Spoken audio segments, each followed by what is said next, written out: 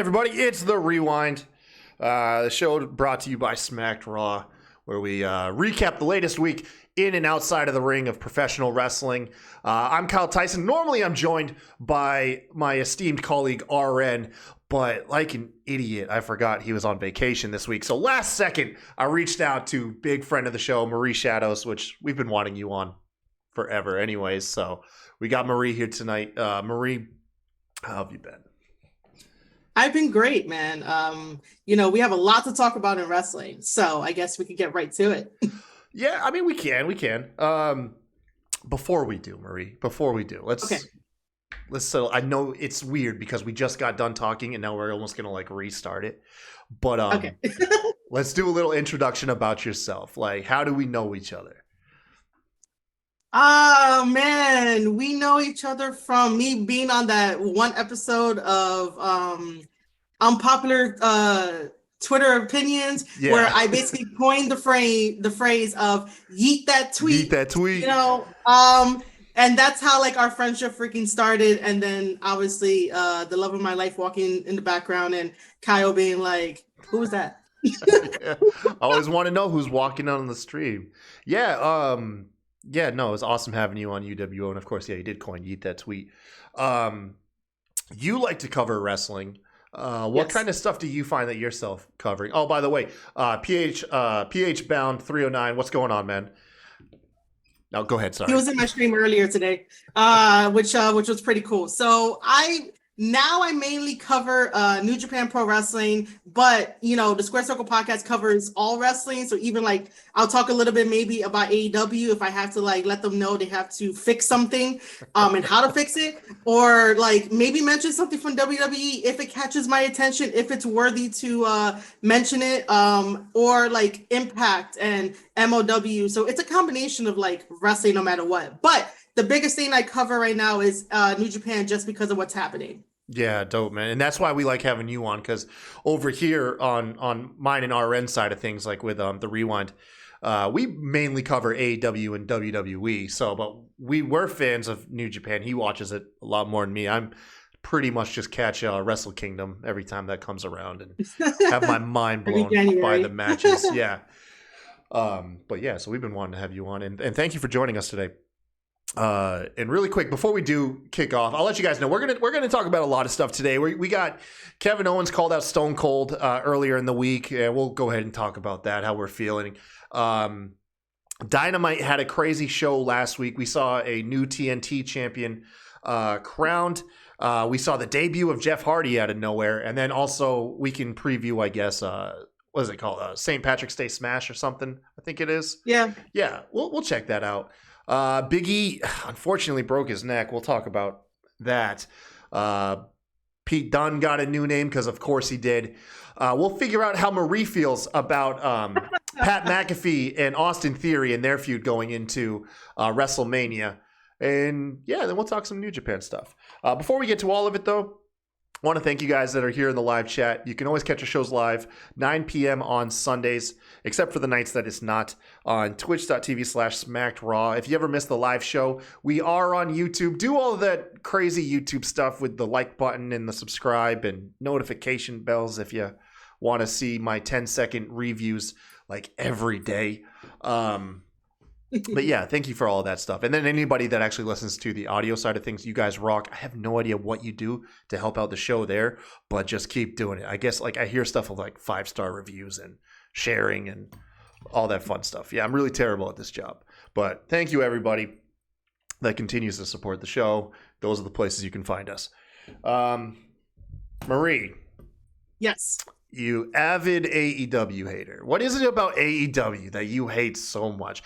Specifically, what is the deal with Aubrey? Your hate for Aubrey, referee in AEW.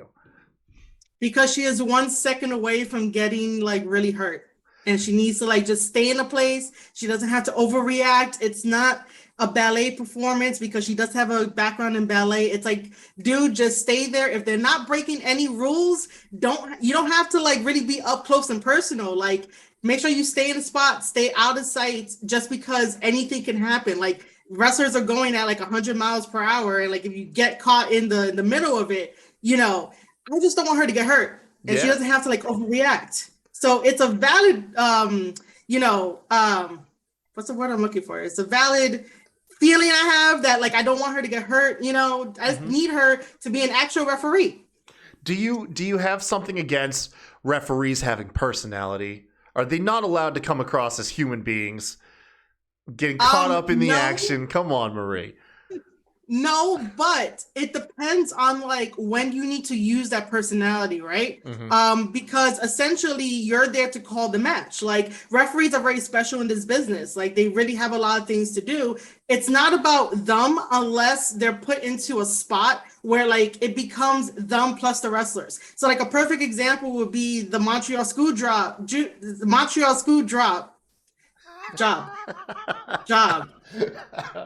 What the fuck? I can't talk right now. I've been talking all day. It only happened like over 2 decades ago. What's going on, Justin? Thanks for joining the live stream.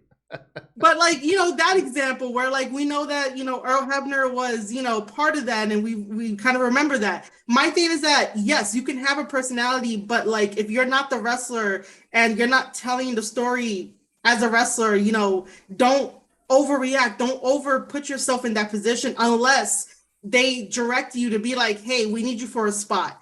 Another example is the way that Red Shoes from New Japan Pro Wrestling, the way that he refs his match, like it makes sense depending on who he's with. If he's with Bullet Club, and if they do something that's like, really out of bounds, out of the rules, he's not going to count that 3 count until you do something of like a wrestling move. And that makes more sense for the character and for the interaction. What Aubrey does is sort of like puts her authority like through and through. And it's like, girl, relax. They're not doing anything wrong. Just relax. I feel you now. I like Aubrey, man. Have you been to a live show? Yeah, the one that they came to the Prudential Center, which, by the way, the Prudential Center sucks. So stop booking shows there until they change their policy. Yeah. Yes. What's the policy? Fucking horrible. They have a really bad bag policy, and it stems all the way from 9/11. And it's like, guys, like update your shit. I brought this small little bag, and it couldn't go through. But yet then other people are bringing the same size in. Like. No, just inconsistent and poor, strict security stuff. Yeah, it's like what the fuck. But it was fun no matter what. I still have some video from the Prudential Center. But other than that, I was more focused on like the matches. But then I was still a little bit upset that I couldn't really do anything. And the person that the group that I went with, they got further seats because they could have been extras on the show, but that never happened. So he had the keys to the car, so we couldn't put my bag in the car. So now it's in bag check, and I'm like, oh my god, we had to go through all of this. Yeah, sounds like you took what was supposed to be a good time and made it was inconvenience. And Prudential Center did that, not you. Yes. Gotcha. Yeah. Man, I was just gonna say the show that I went to, the AW show, Aubrey was entertaining the crowd. They'd be dancing during commercial breaks and stuff, and I don't know. It was silly. It was fun. Sticking with AEW, we got a new TNT champion in Scorpio Sky. Did you get a chance to catch that match? Yes, I did. I actually tuned in to watch the whole thing. I think because I'm still waiting. I was still waiting for Jay White to show up. That's the only reason why. That was a crazy episode, by the way. It was a complete reset on so many storylines. And now, granted, it moved at a breakneck pace, and not all of it hit with me. But I mean, essentially, all the factions of the last 2 years got Thanos snapped. Inner Circle broke up. FTR fired Tully Blanchard. What was the other? Oh, the AHFO. What I mean that. God, that's an abysmal faction. Still, it is. Yeah, it's that really is just I don't know. I almost look at it like it's the equivalent of the Job Squad from the 90s and shit. It's you guys are clearly people we have nothing for, but we do want to give you TV time. It's and that's also another thing that I sort of. It may come across as me complaining, but I remember you're just a WWE show. It's all good. It's all good. I got called that. I got called that today, which is hilarious. And the guy blocked me just because he called me the wrong name. because I am not Maria. I am Maria. Marie. So if you're gonna call me Maria, I will retweet it to be like, who's Maria? Yeah. Like, will the real Maria please stand up? Like, who's that person? It's not me. But the thing is that like it might come across as me complaining, but I remember in 2019, I was so excited for like AEW because I had met all the EVPs, in 2018, right after I got released from WWE. So like, I was excited for this whole thing. And I still believe that they are the alternative in professional wrestling. It's just a matter of priorities need to be checked.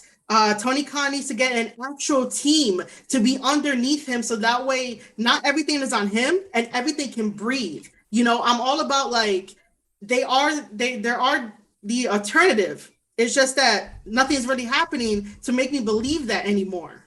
No, I got you. Like I'm not gonna lie, it does feel like maybe the last like 6 months, a lot of stories have kind of spun their wheels. Now granted, it's not, in my opinion, not to the degree that WWE stories spin their wheels, because WWE really don't tell but like 2 stories and then whole bunch of other shit. And I don't hate WWE, by the way, but God knows I have a hard time watching them at times. But I'll give it that. But like I said, that was what was cool about, I think really cool about the episode of Dynamite, was that it was just like, hey, look, we're hitting the reset button on a ton of stuff. Scorpio Sky finally got his due. I know a bunch of people are cheering that he went out and said he's only going to carry around 1 belt and not 2 belts like Guevara did. Which I heard Guevara's reason for 2 belts. He says that it's because he almost killed himself in that ladder match, so he deserves it. And I was like, no. I mean, listen. It's a lot. It's a lot of shiny metal. All right, it looked cool, but yeah, at some point, it's got to mean something. So right. Yeah. I mean, I'm happy with Scorpio Sky finally getting something that's like a singles belt after all this time, just because of like, we always talk about it, that he won the first ever Face of the Revolution match and then like nothing happened. And then it's like nothing. Yeah. Yeah. So I'm happy that he got the belt. I hope that like, him fighting Wardlow this coming Wednesday, like he still retains it. Like I would like MJF to like interrupt that. Wardlow. Because like, I mean, Wardlow, as much as like Wardlow's first championship is going to be AEW champion. Like that dude's going to bypass the tag belt, the TNT belt. He's going straight to world champion someday. Which, by the way, talking about Wardlow again, no one likes my opinion. I love your opinions, man. I disagree with so many of them, but I still love them. I know you do, but other people like didn't really agree with it. I was a very big, I can't say really big, but I enjoy watching Wardlow and seeing this monster on TV and like, believing it, like eventually he's gonna like beat the shit out of you and you should be terrified, right? Yeah. I think that this past AEW, he talked a little too much, and all of that mystique of him being the kick-ass sort of like dissolved for me. And I was like, oh my God, I don't like that. Like, I don't mind if he's a babyface, right? Because even if he's a babyface, he sounded like a very well-spoken dude. Like, which is totally fine. Yeah, no, it's totally good. And I saw people agreeing with you, and I saw both sides of the spectrum. I saw people that were really turned off by the promo, and then other people were shooting him up, top 5 talkers in professional wrestling. And I was like, hey, pump the brakes a little bit. I do like that he got across how he justified working for MJF. Family comes first, so be it. If I got to do dastardly things, my mom's going to have a nice place to live and she's going to eat well. You know what I mean? So I was like, okay, anybody can relate to wanting to provide for your family, especially when you came up with nothing and he's hitting the, single mom life and all that. But no, I agree with you. It did take just his image. It's almost like you expect him to have like kind of like an edge to his voice, and he just sounded like a really articulate fella. Like you're like, dude, you're too well spoken. You know what I mean? Yeah. It's kind of odd. Which I don't mind him being well spoken. Like I generally like that because he has that smoothness to his voice. However, the promo ran a little too long for him to tell his story, and I think that somebody in the back before he went out, if he would have told them what he was going to do, I would have been like, break it up over time. We'll do a promo. We'll do little story bits here and there, because now it's like, what else are you going to tell MJF in this feud when it gets going, right? Because like, you know, all those little story bits could have been used to like fuel this next feud, rather than just giving it to all of us and bearing his heart out. You know, I was like, oh my God, no. Hey, I'll say one thing. Look, no, I completely agree with you, but I always got to come to their defense. It got his character across. You know what I mean? It got his character across, and who knows? Like, you know, maybe those criticisms are going on behind the scenes, and we're not going to get a long, drawn-out Wardlow promo every week.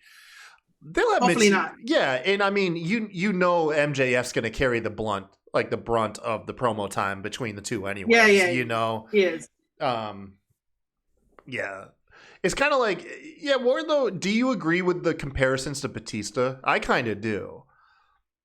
He kind of fits the same mold. Like, he's a really good-looking monster body type. To be honest, that never crossed my mind. Really? You want to know who the first person I thought of? I thought of Brock Lesnar. Really, Brock? Yeah. Okay. Yeah, I always picture in my head that because the way that Wardlow is, with the big ass freaking muscles, the way he carries himself, and like when you look at him, you're like, oh shit, I better like cross the street. It kind of reminded me of like Lesnar when he first came in. You're like, oh my God, this guy's intimidating. Let me go cross the street. Batista, I don't find myself being intimidated by Batista, so it's like I go with Brock Lesnar. You say that until like Batista shakes your hand and you realize like, okay, this guy could rip me apart like a gorilla. Like, well, yeah. If I ever go to a meet and greet, I'll let you know, man. I'll call you on your phone and I'll be like, yo, yeah, Batista really feels like I'm gonna die. You know? It's a scary, you know, Drax. It's 50-year-old Drax. No, I like Wardlow. RN refuses to buy the mystique that AEW has any really big guys, because the average size of the wrestler is so small over at AEW. These are RN's words, by the way. Okay. That when you get guys like Wardlow, he's convinced Wardlow's not even that big. And he thinks Wardlow would actually be dwarfed. I wonder what the official height and weight is for Wardlow. Be dwarfed? What? Yeah, he thinks that if he went to WWE, he would just look like an average guy. You know, it says like on Google here, Wardlow. How big are you, Wardlow? It says he's 6. It says he's 6'2", man. How tall is? I think that if he goes over to WWE, he'll be fine. Well, look, he looked the same size as Jake Hager when they were feuding, and Jake's a big dude.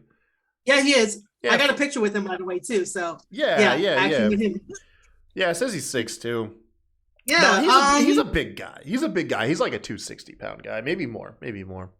Yeah, I'm gonna have to like disagree with RN on that. I think that Wardlow is okay. I just think that they got to stop giving him smaller guys for like those squash matches that we see on Dark Elevation.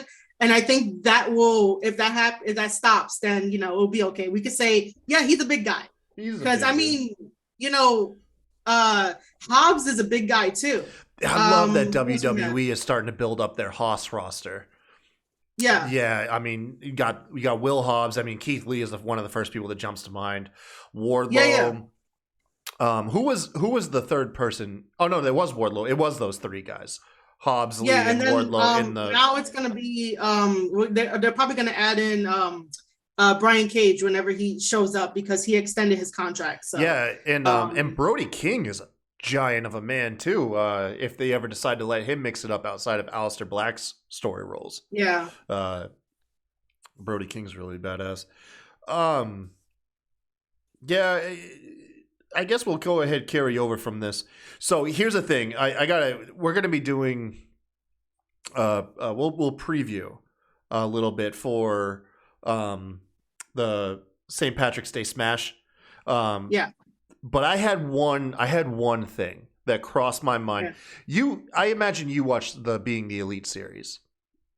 I used to. I stopped. You stopped. Okay. Yes. So I have a thing, and I know this pisses some people off where they feel like if there's a story happening on Being the Elite, but it doesn't happen on Dynamite, it really um, isolates a lot of people from enjoying it. But I do have a theory that we're getting some bleed over from Being the Elite. For the last month and a half, or 2 months rather, John Silver and Alex Reynolds have been terrorizing Adam Cole. It started with jokes about all the rumored ideas that WWE were pitching for Adam Cole, being a manager and cutting his hair. But over time, it's evolved into this whole thing where Adam Cole is kind of like secretly admires them and is secretly their friend. But the moment Red Dragon come around or something, he has to be all cool and like, get away, nerds, essentially. Yeah. I feel like that promo Adam Cole was cutting on Dynamite saying he's got 2 people that Hangman Page is very familiar with, and he was trying to throw the scent off and by making us believe it was the Young Bucks. And then I think his announcement of Red Dragon was false. I think that I think Adam Cole's going to come out and he's going to have Alex Reynolds and John Silver by his side as his tag team partners. I think I wouldn't happen, man. I wouldn't doubt that. It sounds very plausible and logical. And for a time, if you were watching Being the Elite, like you had to watch Being the Elite and AEW because some of those storylines do bleed over. I'm not gonna disagree with that. It would be funny if it was because when we saw the backstage interview of like Hangman just coming into the Dark Order's promo. And, automatically John Silver was like, hey, man, I thought, we could be a tag team with, me and Alex, we could team up or like whoever else. And then, freaking Hangman was like, sorry, guys, I chose Jurassic Express. I'm so sorry. And I'm here like, bro, what the fuck? How many times are you gonna give the cold shoulder to your group, man? I don't know, man. I think that's going to be interesting. Do you think a heel Dark Order faction could work again after giving anything? I'm sorry, man. Yeah. Like, oh my god, dude! Like, I love the idea of the Dark Order one. Like, before Brody Lee passed, like when he came in, he basically whipped them all up into shape, and then like now they're just falling to the wayside. And I get it. I get it. Grieving, everyone grieves different. Forever, how long? Like, I totally get it. Like, I had to go through my own grievance back in 2021, with my shit. But I get it. I totally do. However, it's a brand new day. Start, getting back into the groove of telling amazing stories. And that's what the Dark Order was doing. I would love to see them, like, become heels and become a dominant freaking force. They have, like, the most guys. We're not counting Chaos from New Japan because they don't fucking count in this because Best Friends is joining them and all that. That they don't count. But currently, like, Dark Order has like the numbers, so why not turn them heel? Like, I would love if somebody became the leader, but they don't have to replace Brody because no one could replace him. That leader could just bring them in a different direction where it's like, yes, I want to see the Dark Order dominate because how long has Alex and John Silver been there and they haven't won tag team gold and they've been fighting on Dark and Dark Elevation, but yet then still get kicked to the curb. Like, it bothers the hell out of me. And this is why I sort of advocate for guys who have the talent, but AEW is like, oh, you guys should be pitching stuff to me. No, put them on top. Like, let them eliminate the Young Bucks. Let them eliminate Red Dragon. Like, let them run wild your like freaking tag team division. It bothers me.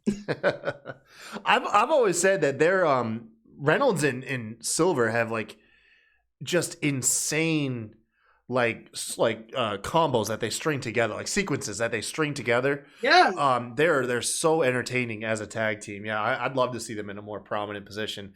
And I remember when AEW started, and we used to, or like I did, my idea for them was that they were kind of like a unattended fire.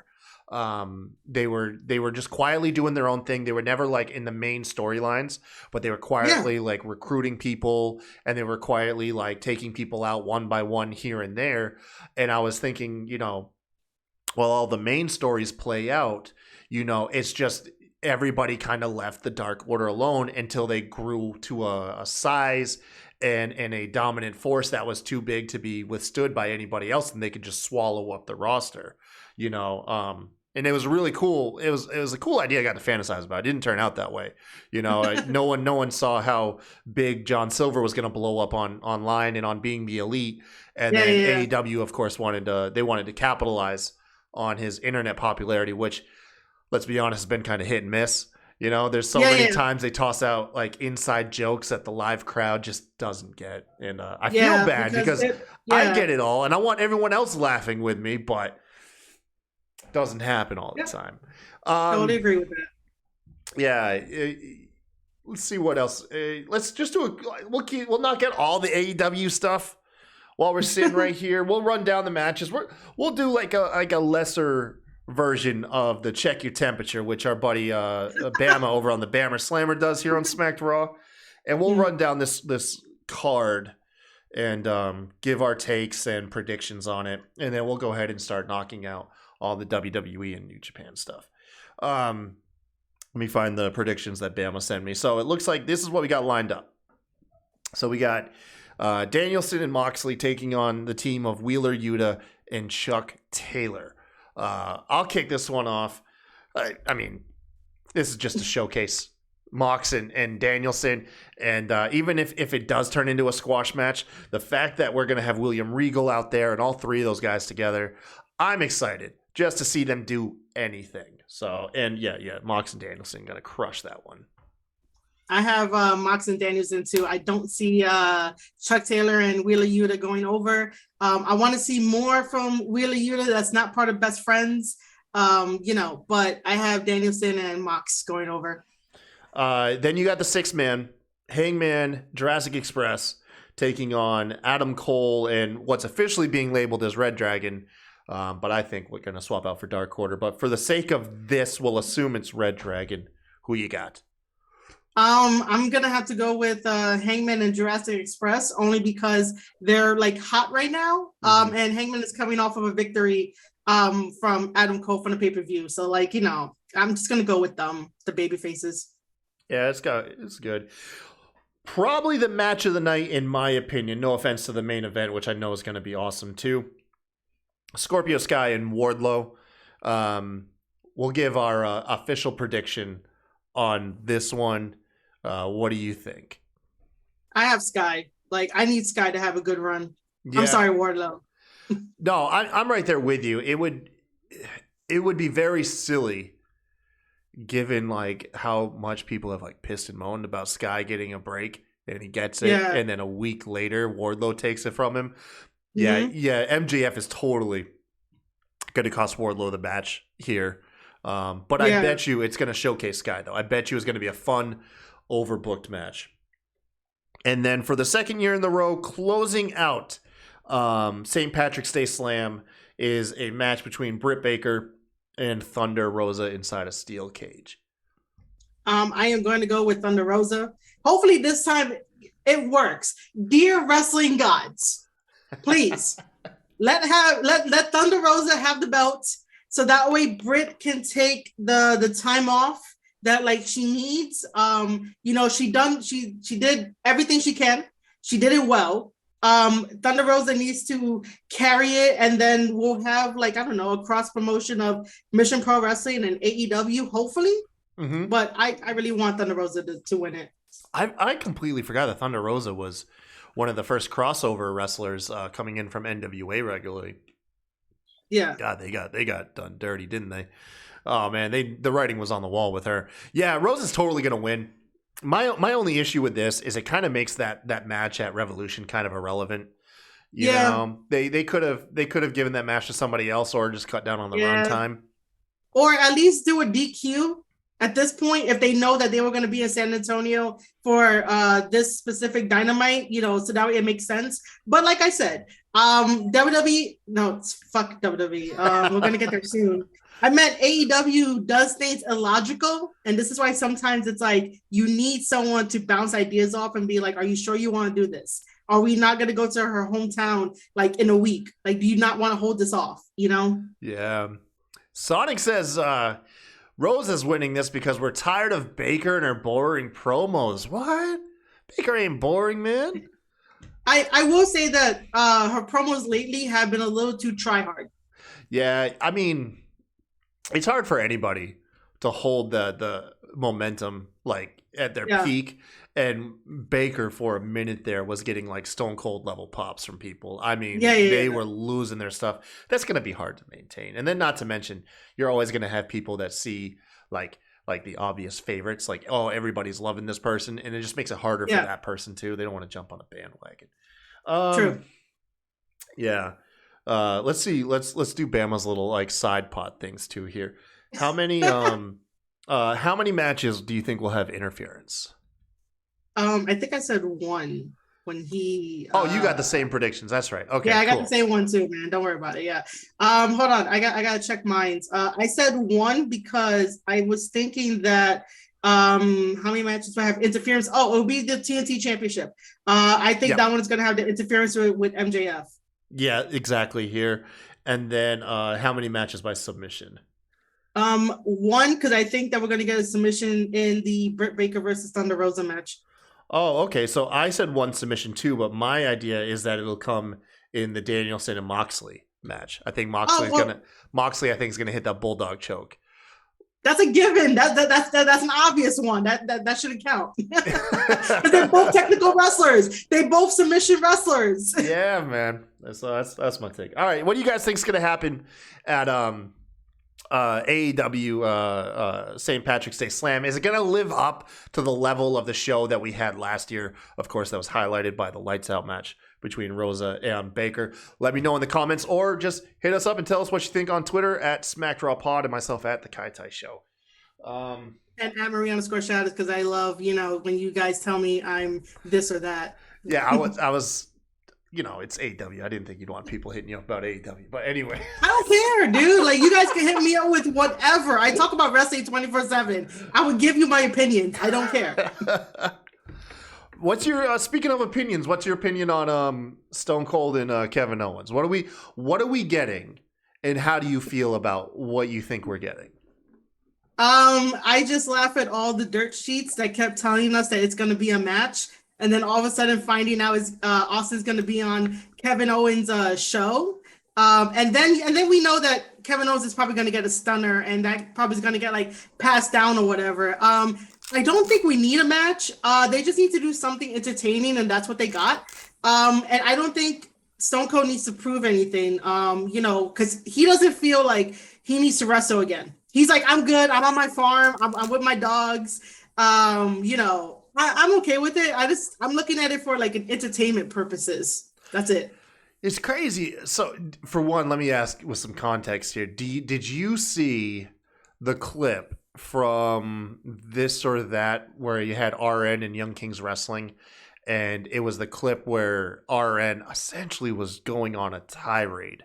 Oh yeah, and basically he like the one thing that he mentioned was like fuck Rikishi too. Yeah. Like he wants no old wrestlers coming back, and he was just cursing them out. Yeah, I saw that because you want to know why I clicked on the video, and if Bama's in the chat, he's gonna be laughing at this. It's because he titled the fucking tweet where like RN says fuck Rikishi, and I was like, what the fuck does RN have against Rikishi? What does this have to do? No, I did this. Video. That's what I did too. I made clickbait whenever I shared it, so. He got me. I clicked on it. I was listening to it, and then he just added him in there, and I'm like, oh, this guy. Yeah.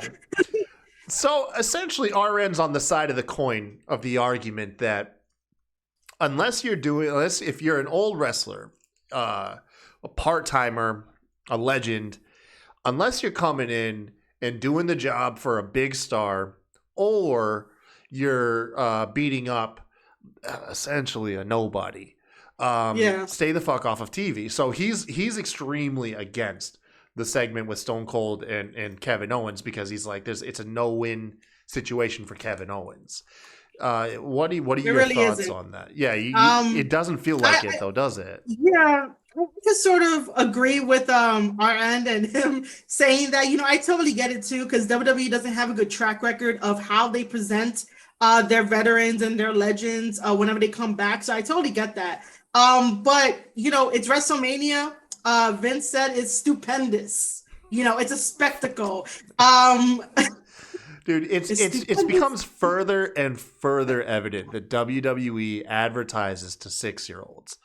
Not saying they put a product on that tailors to 6-year-olds, but their advertising and their branding is so for kids, man. Like it is such for children. Name one person over 14 years old that stupendous is a part of their vocabulary. I mean, I don't really talk to 14-year-olds, so I wouldn't know. So you can't name one. There we go. My point. Thank you. All right, let's keep moving. I don't talk to 14-year-olds. There we go. That's my point. I'm gonna be turning 31 this month. Like, no. But I totally get it. But WrestleMania is supposed to be a spectacle, and because they fired almost everybody, they have to call up Austin and everyone else and stuff. I don't really look at it as like it's a bad thing. I'm just gonna be entertained. Like, I need to be entertained. Yeah, I'm right there with you. I don't think it'll be. Now, granted, because this bar is set pretty low. There's no way it'll end up as bad as like DX beating down FTR, or when the Ascension got called up and they were made a mockery of too. The tag teams get buried way harder, I think. But yeah. I mean, I get it, man, and you're right. Like that's the thing too. Is like I agree with RN. Now, do you believe this is a double standard? Because, a lot of people point at Sting, and Sting, I believe, is undefeated in AEW. Now, granted, all via tag matches. Yeah. I was like, okay. Yeah, it's a weird thing to think about. He's like 64, and he's yet to eat an L, I believe. I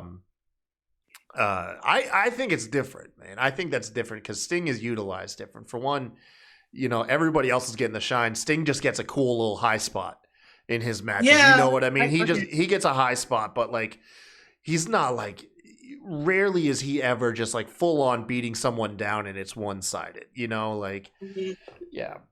I don't know. I totally agree with that. Yeah. I can see that. Sting's a madman too, by the way. Like watching that broadcast of him, by the way, I know so many people disagree with me, but that 6-man tag at Revolution, that was like low key my favorite match of the night. It was just simple, like dumb fun. And that's the best way to get to me. Just give me dumb fun and I'm entertained. Like I like it.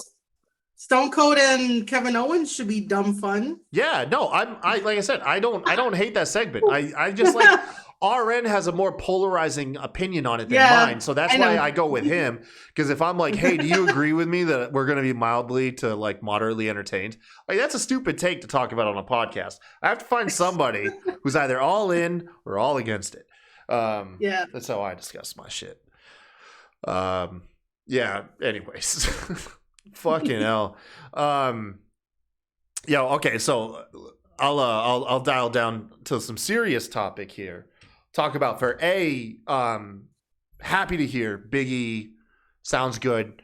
No real damage outside of like I believe it was some fractured vertebrae. Yeah. But other than that, like essentially if you're gonna break your neck, Big E broke it in the safest way possible, like with the least repercussions.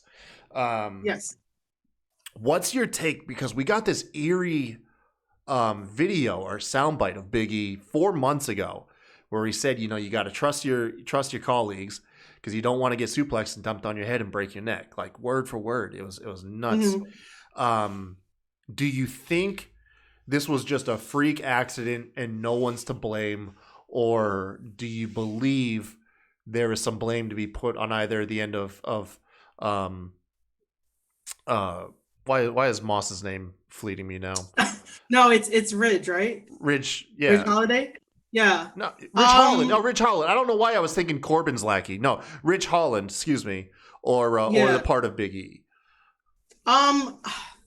It's very tough to say because accidents do happen in this business. Luckily, it was just fractured vertebrae and not anything serious where like it could have paralyzed them or like paralyzed half of his body or he needed surgery.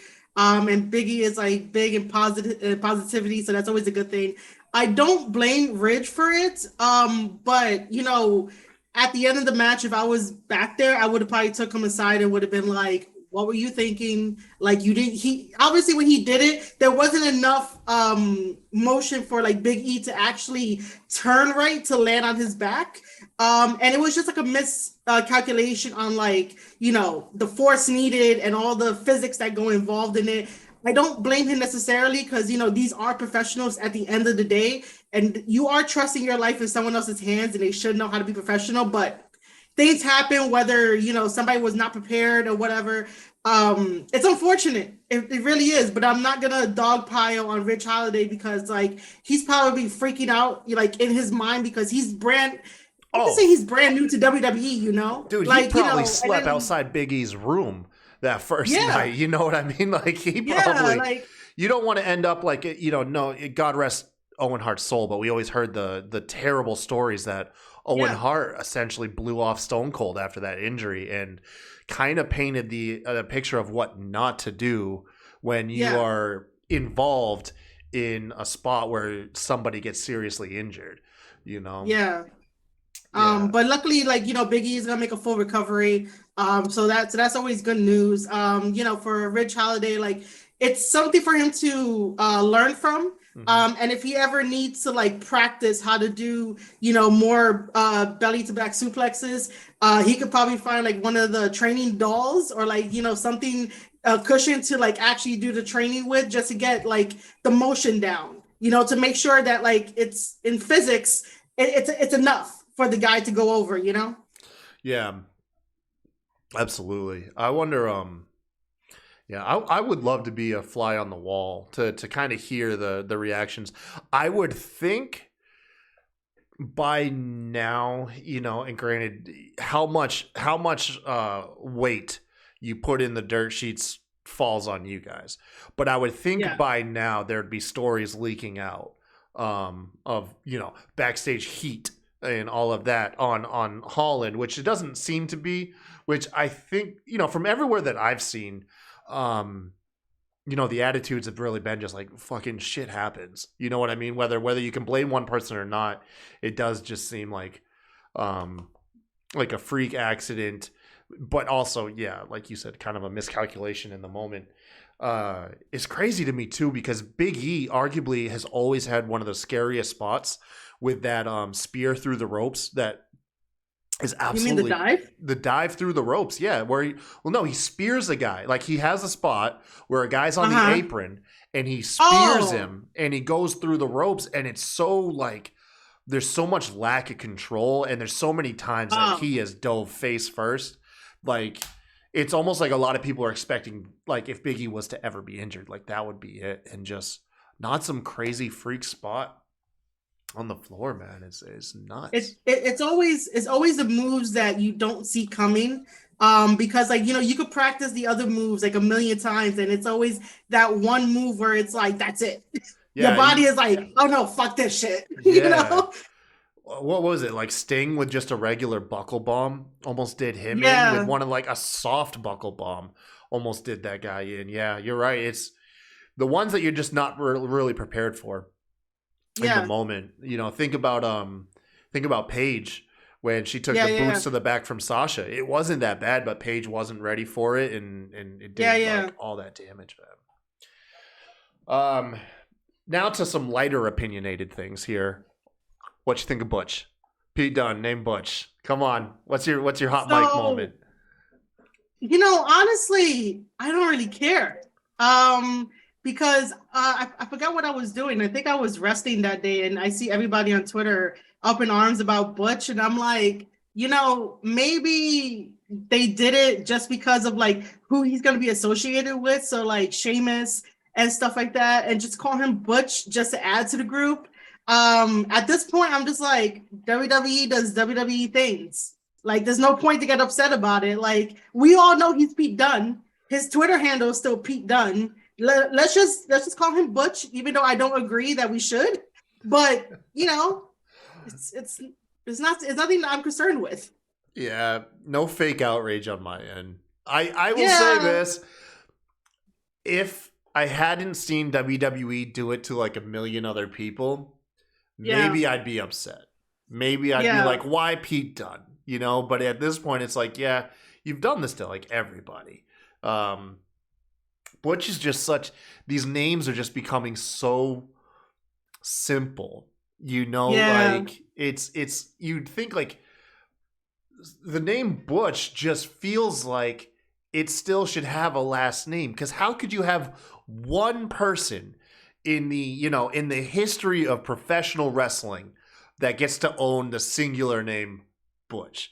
It just feels like that's a name that should have more to it, but I don't know. I actually think it kind of fits. I'm not gonna lie. In a weird way, it kind of fits. It fits because Sheamus has this thing of like having like shenanigans and like, having this sort of like street fighter, bare knuckle fighter that we always know him as, and it just fits the characterization of what they want Sheamus to go for, so it fits. That's why I don't really care. I'm like, it's a really horrible name. It's stupid, but it fits.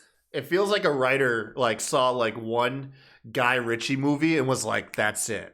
Like that, like he saw Snatch with like Brad Pitt, and he's like, you know what, Sheamus, you're gonna be the Guy Ritchie stuff. Everything over here is gonna be themed like some old London gangster stuff from like the 90s and 80s.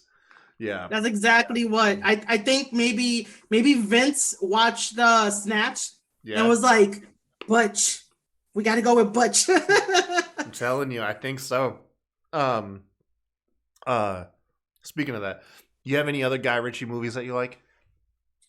No, not really. Check out. No. It's all right. It's all right. Like if you say it like that, I'm not really gonna know, because I don't really like go in depth into movies like that to know what's a Guy Ritchie movie. I just know of Snatch because like that's a really enjoyable movie. So yeah, that's the only reason I know. All right, I'll give you like a suggestion. Okay. Look up Lock, Stock, and Two Smoking Barrels. It's okay. Right, I've heard of that one. Yeah, it's right in the same aesthetic and feel of Snatch. It's a really good. Yeah. It's a really good movie. It has this awesome line of it was the first time I heard anyone ever use the term copious. And they say we have a copious amount of marijuana, and I thought it was just the coolest sounding thing to my stoner 19-year-old self when I watched that movie. So copious amounts of marijuana. God knows I said that way too many times over like the following 2 years. Other things that I like, I'm not gonna lie to you. SmackDown sold me on Pat McAfee and Austin Theory. This might be the match I'm currently looking forward to the most, because Pat McAfee is fan-fucking-tastic, man, at just selling. He gets professional wrestling. Like, the man gets it. Oh my God, does he get it. What's your feelings on it? It is a celebrity match that they're building, but damn it, I'm really sold on this. I'm okay with it, just because I know that he has a passion from it. The times that I've watched SmackDown as like background noise, and like him being on commentary, like you get it. You feel that energy. You're like, all right, this is cool. I'm drawn in. I didn't watch last week's SmackDown, but either way, I was sold when McMahon was on his show, and he was like, hey, do you want a WrestleMania match? And he was like, yeah, I really want one. Like, I was already sold. I didn't care who he was fighting. I don't mind seeing it. And I think that's because when he fought Adam Cole in NXT, like that really was like, okay, cool. I appreciate people who respect the business. So that's why I'm not upset with this. Well, to brief you, if you didn't catch the segment, McAfee was on commentary. Austin Theory came out, once again slapped McAfee, but this time McAfee wasn't taking it, lying down, did the leap over the desk spot to tackle Austin Theory, threw Theory over the table, leapt over the table again. A lot of table involvement in the segment until essentially they got broken up. McAfee showed a lot of like facial attitude. That was the thing. It wasn't just like, like when Arnold Schwarzenegger bitch slapped Triple H and just did his fake little beatdown. Like McAfee sold his character well, because Austin Theory had to get run off by security. And McAfee had a chance to really convey, his acting chops and and the man looked legitimately angry, and I was sold on it, man. It was dope, man. Like I said, that's one of the matches I'm looking forward to the most. If you had to pick a match, what's a WrestleMania match right now that's currently on the books that you want to see more than any of the other ones? Did we go through all of them? No, we haven't really talked about any WrestleMania matches. Oh, well, I mean, for now, because I don't really know the card, and most likely I'm probably going to watch WrestleMania anyway. It's probably going to have to be, Austin Theory versus Pat McAfee to see how well that goes. Yeah. Because he's going in the ring with, someone that can take care of him, someone who has like the experience and whatnot, and Pat McAfee it's going to be safe in that match. Yeah, that seems like to be the smart bet too. Is just put him in there with somebody with a shitload of experience, because McAfee seems to know enough where he can take direction and work in that environment. Yeah, so I'm right there with you. Yeah. Oh my god, man, that's pretty much everything I got. We've cleaned off my whiteboard, Marie. You got to tell me some stuff about New Japan. Like, look, what's going on with Bullet Club? Is Bullet Club fine? Is it broken? You got to explain to me what the current state of it is, because I'm on the outside looking in. All right. So what I can say right now is that. So do you want me to tell you what currently happened or what? So okay, Bullet Club starts. Tama Tonga is an OG, right? Yes. Okay, OG. That's why this is so big. He's one of the originals. Yes. I know that Jay White swerved everybody and turned on Guerrillas of Destiny when they thought that they were going to turn on the Good Brothers. Yes. Right. That's where I'm at. I don't know what's going on with Bullet Club. That's pretty much it. All right, cool. So I can get you up to speed now. Yeah. So we had the betrayal. Everyone had a bunch of questions. Like everybody was in the dark. I was in the fucking dark, and I fucking hated it. So fast forward to the next week on Impact. Jay White was cutting a promo and stuff like that, and I think it comes. I don't think Violent by Design came in, but anyway, Tama goes and jumps him and stuff like that. They have a little fight. After that, they fly. When I say they, God flies over to Japan because they are in the New Japan Cup right now, right? Can you give me a quick brief? What's the cup and what is the stakes? Oh, sorry. Okay, so the New Japan Cup is a tournament. This year is the largest of 48 competitors. Yeah, 48 competitors. Usually it's a little bit less than that, but these are single round matches, and you advance when you beat your opponent. And the people who come to the finals, they are granted not only a sweet looking trophy, but that grants you the opportunity to face for a championship title. Most people go after, the champion. Our current champion is Okada, or if a junior heavyweight like Hiromu and like Taiji or El Phantasmo goes to the finals and wins, they could challenge for the junior heavyweight as well. Okay. So that's what the New Japan Cup is about. All right. Okay. So it's an annual tournament in New Japan. The winner gets a sweet ass trophy, and on top of that, they get a championship match of their choosing or of their weight bracket, like their weight limit. For now, it's more like weight brand, depending on who it is. Okay. For this year, they incorporated almost all of their roster. So it's a combination of heavyweights and junior weights. Okay. So like whoever gets to the finals can probably like choose. But they never had, as far as I know. If anybody wants to correct me out there, but as far as I know, whenever if a junior wins the New Japan Cup, I don't know if they would be able to challenge for like the heavyweight championship belt unless like the president of New Japan is like, all right, cool, we'll give it to them, Okay, so it's not as simple. It's not as simple as like a Money in the Bank contract. Just cash in on what you want, where you want. Like no, there is some guidelines to it, which is it sounds that's good. Okay, all right, cool. So Tama went back to Japan because he's in the tournament. Yeah. So both Tama and Aloha got second round buy-ins. So their matches were today. Okay. Up until that time, yesterday, Kevin Kelly was looking for a commentary partner, so he had Chase Owens on. Chase Owens dropped a lot of sort of answers as to why he decided to team with Fale and choose Jay's side, because Gato was going around telling people, Jay wants you guys to choose. Who are you guys going to choose? So in Chase's mind, Chase Owens, he was like, he follows Fale because Fale said, if you stick with me, you're going to the top, right? So wherever Fale goes, Chase goes. And then also Chase mentioned that July 7th, 2018 is an important part in this story as to why he sided with Fale and, doesn't want to do anything with Tama. And that's because July 7th, 2018 is when the G1 happened in San Francisco at the Cow Palace. This was during that storyline of the Bullet Club Civil War, the first ever one, when it was Kenny versus Cody. That's when that was the first Civil War. Yes. Oh shit! Okay. Yes, I remember that whole entire thing. I was part of that too. I picked Team Kenny, by the way, for that one. Because I was like, fuck Cody. Yeah, fuck Cody, man. He just felt like just like, hey, well, give me the most fame. Okay, slap a Bullet Club logo on me. All yes. Right. You know what I mean? Just yeah. So basically, Kenny and Cody had their main event. Kenny retained the world title at the time. And then King Haku, Loa, and Tama came out to celebrate with the Elite.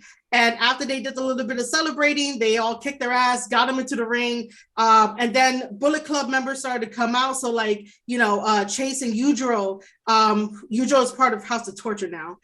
It gets a little complicated after that. But Chase and Yujiro come out, and then Loa does a back body drop to Yujiro, and then Tama does a tongue and twist on Chase. And that is why, Chase decided to side with Fale and Jay and be like, fuck you, Tama.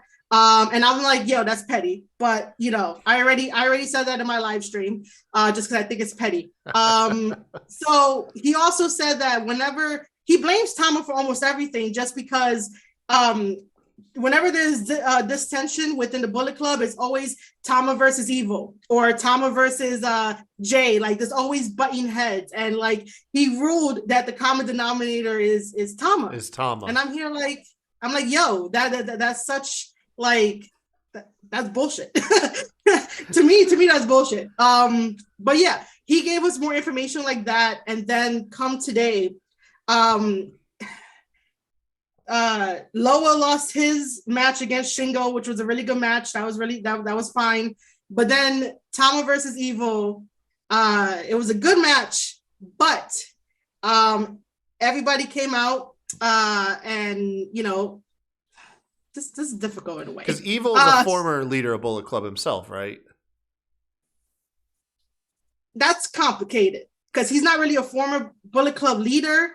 What happened was that like somewhere between like 2019 and 2020, where like Jay couldn't come into Japan for like a little bit, they sort of needed a front man. So think of like the leader as a front man while Tom is the OG and doing all the like leader stuff in the back. Okay. But they got Evil, they put him into position, and then when Jay was able to come back, he didn't really like that. So there was already like tension between those two.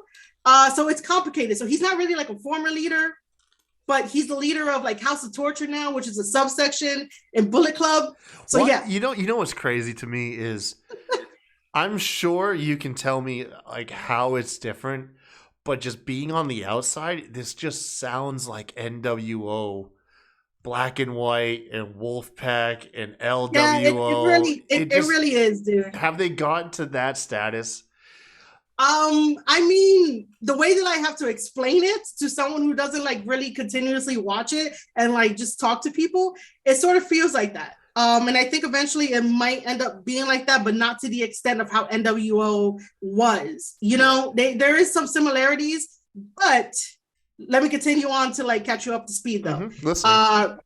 So out comes two House of Torture members, which is Yujiro and Sho. Yujiro and Sho basically beat up Tama. And then we have two Bullet Club members, Taiji Ishimori and El Phantasmo come out, and they look like they were going to save Tama, but as Taiji is picking up Tama, El Phantasmo basically does his super kick, which, by the way, they messed up character layers for him and like character growth, because for the past months, he has been exposed for using the super kick because there was a metal plate inside his boot. So once he was exposed, he had a mental blockage of like not using the super kick because he got exposed. But there's one moment you're able to use a super kick against Tama. I was like, no, that doesn't make sense in story. I hated it. I ranted on my own live stream about it. I love this. Just because I like story. Anyway, El Phantasmo hits the super kick on there, right? Out now, here comes Jado. Jado has been on the side of the Gorillas of Destiny for a while. He's the only one that Tama can trust. And if Tama and Loa can trust Jado, which is the long-term tag team partner of Gato, they've been tag team partners for 33 years in this business. They even wrestled at like ECW, like when it first started. So they have a pretty good history in the business. So Jado's the only one they could trust. Jado comes in, starts whacking everybody with a kendo stick. I was like, yes, this is how it happens. Awesome. Good job, Jado. Then fucking Chase Owens comes in, gives him a fucking knee, and there goes that. And then out comes Fale.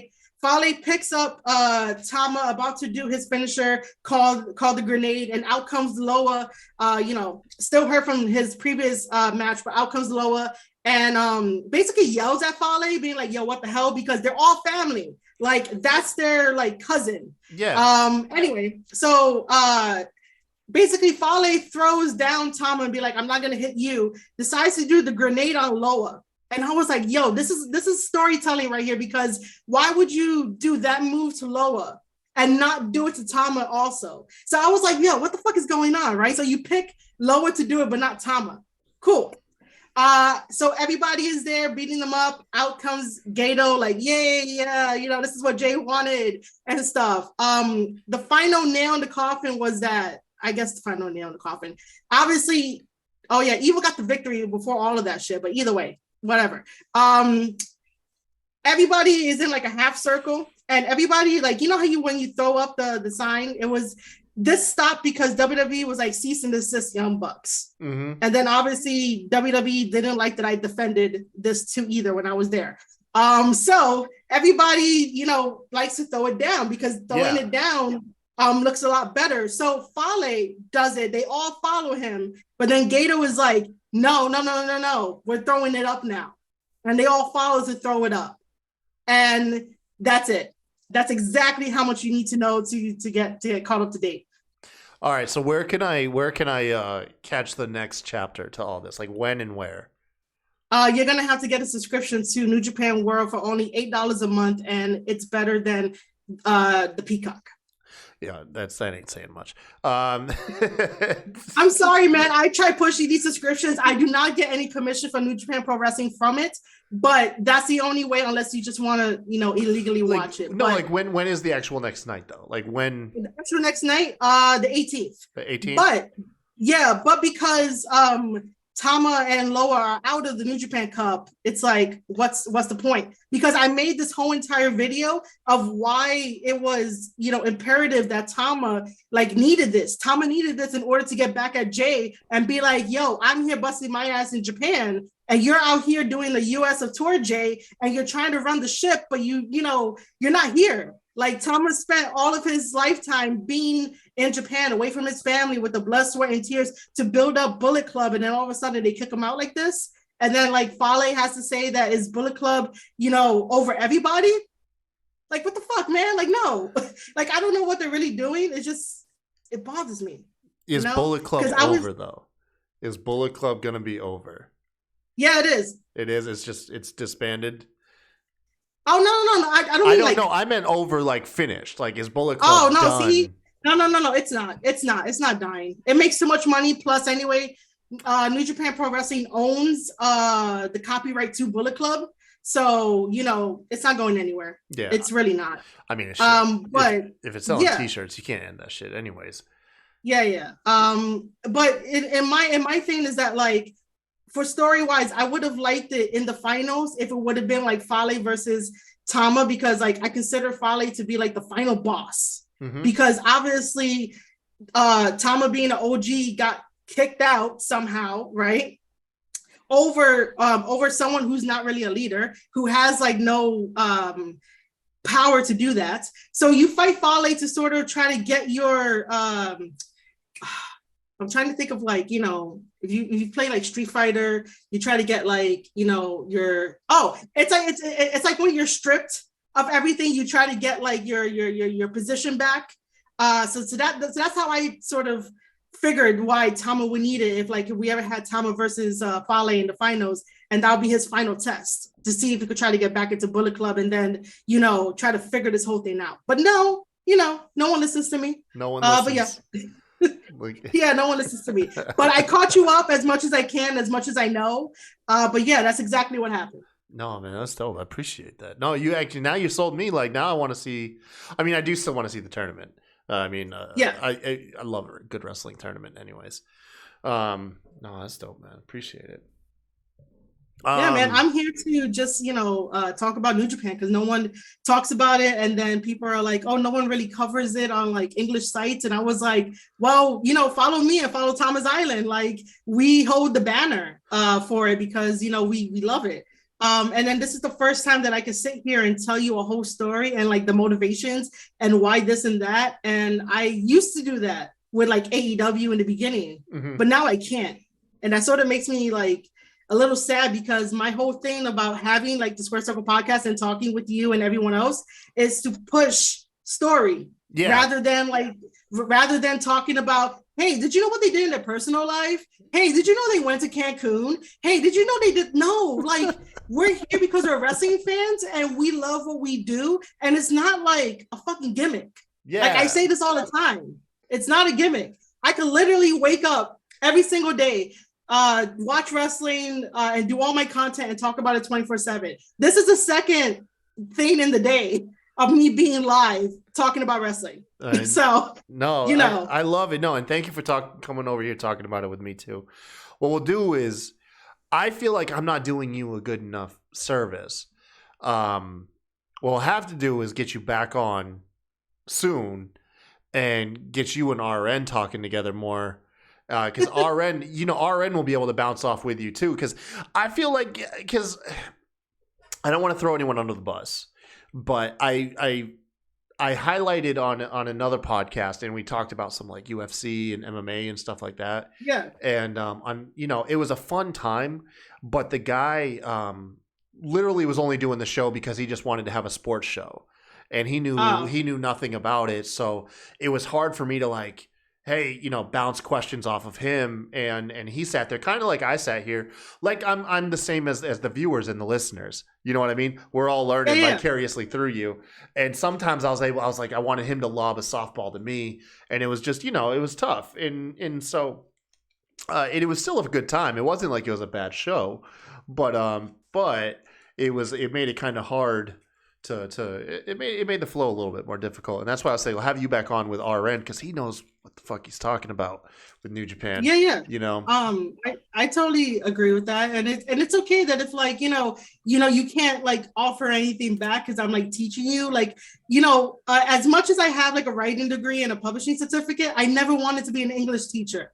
Like I never wanted to do that, right? But talking about professional wrestling and teaching others about professional wrestling and what it means to like tell a story and the psychology and why, you know, working on the body part is so, you know, why you have to do it in the match and why you have to have a story in the match and have stories outside. I love teaching that to people, but it's kind of weird. I don't want to be an English teacher, but if I could be a wrestling teacher, fuck yeah, man, like classes in session with me just because of like this cheesy ass smile. It's 100% real. Like I don't fucking fake any of this shit. Like I love teaching you and letting you know that this is what's happening. Like this is why I'm passionate about it and stuff like that. So it's crazy. No, I don't want to be an English teacher, but I'll be a wrestling teacher. We'll work together again for sure. I've got some ideas. Yeah, I've got some ideas. I might be able to work something out with you. But I think we can call it for tonight. I think that's really all the material I got lined up for tonight. So Marie, like, so dope. Thank you for coming on. And here in a moment, I'm going to let you go ahead and tell everybody all over again. where they can find you. But really briefly, I want to sincerely say thank you. I kind of put my personal feelings out to the world yesterday online, not knowing exactly the reception I was going to get.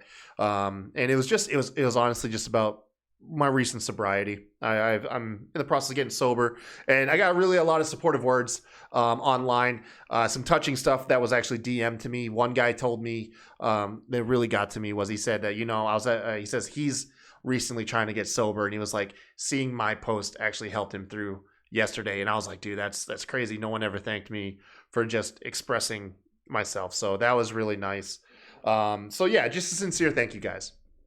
It's not a big deal, but I mean, I would like to add on to that. Like, I read it and I was like, man, I couldn't even tell. We were on the last Bama Slammer check your temperature thing. Like, I couldn't even tell, and that's a good sign of that. You're on the right track and you're doing what's needed to be done. yeah. So yeah, like. Well, it's easy for me to talk about. Thank you. No, thank you. The difference is like, it's easy for me to talk about this, but when people try to like work with me and like, hey man, like how you feeling about this and that, it's been a little I've been a little bbit more clammed up, like talking about myself personally. I like to deflect. You know what I mean? I'm one of those people it's hard to pay a compliment to. Like I just, it's weird, but no, seriously, thank you. That means I'm good at hiding my feelings. But yeah, everybody, sweet. That was really cool of y'all. Marie, go ahead. Tell everyone where they can follow you, where they can get this awesome content that you have to offer. Go ahead. Feel free. All right. So I am Marie Shadows of the Square Circle Podcast. You can find, me talking about New Japan Pro Wrestling over on my own Twitch channel, twitch.tv/Marie_Shadows. I was live earlier today talking about this whole Bullet Club drama, and then I caught Kaio up to speed, which is fucking great.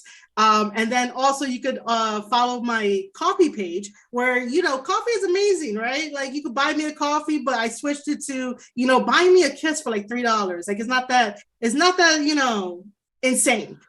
So coffee is basically like a Patreon, except it's better for creators, where I have a shop, commission, membership, and even a one-time donation of your choice. So you got options, because I like giving you guys options. So head over to ko-fi.com/Marie_Shadows. For any podcast episode that I have of the Square Circle Podcast in audio form, head over to anchor.fm/Square Circle Podcast, where you can hear all of my backlog of like New Japan Pro Wrestling, AEW, even my days at WWE, if you guys are interested. And then over on the YouTube side, youtube.com/Square Circle Podcast is where you can find the video formats and stuff like that. And then also on Twitter, at Marie_Shadows, if I didn't say that already, just because I like talking about wrestling and I like teaching others. And, I just want to make sure that we all like succeed in this crazy podcasting world of wrestling. That's dope. Everybody, thank you again. And until next time, y'all have a good one. Enjoy this week's beat by Justin.